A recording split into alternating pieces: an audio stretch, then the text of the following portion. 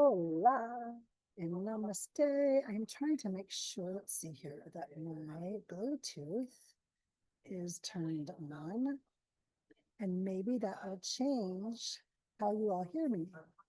Perfect. You can hear me better now. I am sitting at a beautiful little cafe in Agayate, Gran Canaria Islands. I did a class on nakshatras last week, and there were some follow-up questions. So I thought I would do a quick screen share and give you a little bit of information. So if you missed that workshop, this can be a quick overview. And if you didn't, then this is a great add-on. And if you want more information, then you'll be able to reach out to me post this conversation.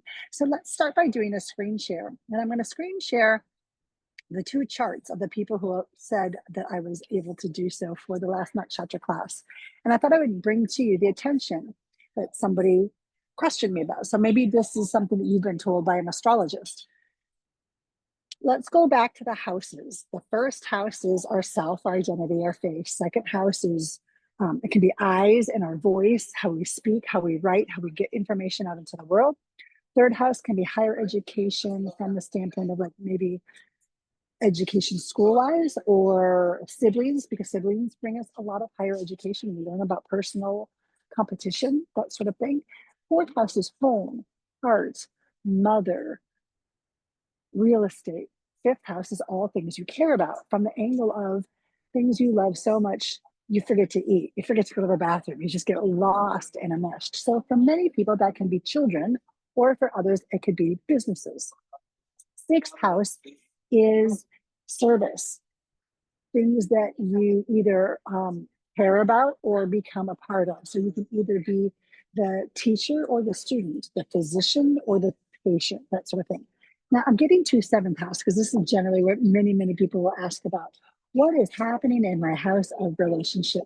So when we look in that seventh house, we see what is the constellation and what is the ruling planet. The constellation for this person is Cancer. And where is the ruling planet for Cancer? The ruling planet for Cancer is the moon. So where is the ruling planet? It's in the eighth house. Eighth house is sudden and shocking events. It can be our nervous system. It can be incredible inheritances and incredible death that shows up. So it's things that kind of happen that make our nervous system a little bit animated. So this person, D, was told that if the ruling planet in the seventh house is in the eighth house, she will always be disturbed by relationships. Boom! Big mythbuster. Absolutely, that is not true. Now, can it bring that energy to her nervous system? Can it create that potential connection of sorts? Absolutely. Just like if you know that you're in the Pacific Northwest, you may have more days of rain and certain weather. Does that mean you'll never have sunshine? No. Does that mean that you'll never enjoy the environment of weather? No. It means you might learn how to live with it. So she would be able to take that energy of the eighth house and bring that into something that's far more influential. Maybe she works with somebody who specializes in the nervous system. Maybe she is in connection with somebody who's healed their own nervous system.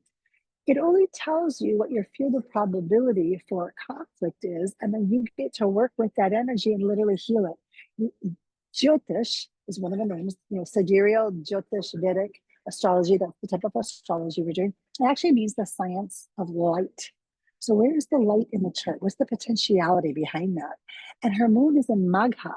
Magha is this ancestral lineage moon of we're here to transcend information. We're here to up-level the whole experience. So I would never say because the ruling planet is in your eighth house, you'll never find a relationship. I would say, what is it that you must learn and get to go through in order to actually make that transcendence if it's something that you desire? Now let's pop over to Zulu. So let's take that same relationship question. We have Sagittarius as the constellation, and the ruling planet for Sagittarius is Jupiter. So if we look, where is Jupiter in her chart? Jupiter sits in the ninth house and it's in retrograde. So anytime a planet is in retrograde, it gives us an opportunity to kind of rewind, take a look, See if what you desire is really what you desire, or if it's just something that you were told that you should desire based on your family heritage. Ninth house is spiritual opportunities, teachers, gurus, those who bring us a higher level of information, sometimes for good, sometimes for challenge.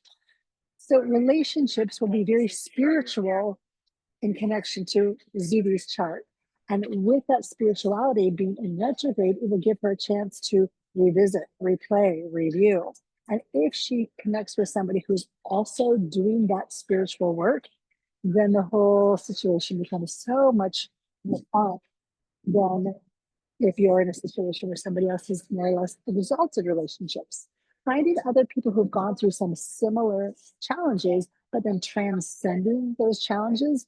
Now it's sort of like you've both gone through some sort of trauma together, and you're able to use what you've learned on the other side. I hope that this information gave you more information so that you can really look and see how your chart has been activated.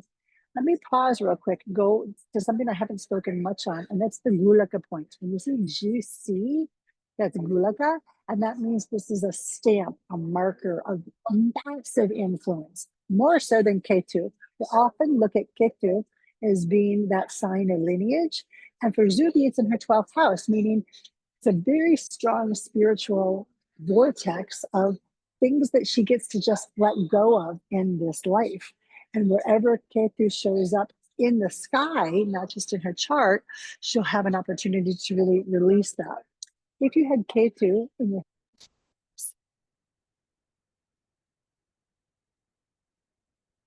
if you have Ketu in your house of relationships, you may see that differently than if it's in the house of endings.